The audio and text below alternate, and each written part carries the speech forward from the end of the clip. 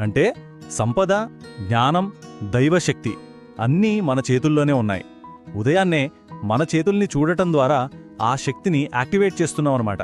ఇక రెండవ తాళం ఉషాపానం. ఇది మన శరీరాన్ని, మన ఎనర్జీని శుద్ధి చేయడానికి. చూడండి, ఇది మామూలుగా దాహం వేసి నీళ్లు తాగడం కాదు. ఇదొక ప్రత్యేకమైన పద్ధతి. రాత్రంతా రాగి పాత్రలో ఉంచిన నీటిని బ్రష్ చేయకముందే తాగాలి. దీనివల్ల మన శరీరంలో ఉన్న నెగటివ్ ఎనర్జీ అంతా క్లీన్ అయిపోతుంది. ఆ రోజుకి మనల్ని విజయవంతంగా సిద్ధం చేస్తుంది. ఇక మూడవది, చివరిది, మన ఇంటినే ఒక పవిత్రమైన స్థలంగా మార్చడం.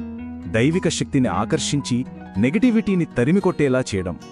ఈ దీపారాధనలో కూడా ప్రతి చిన్న విషయానికి ఒక అర్థముంది.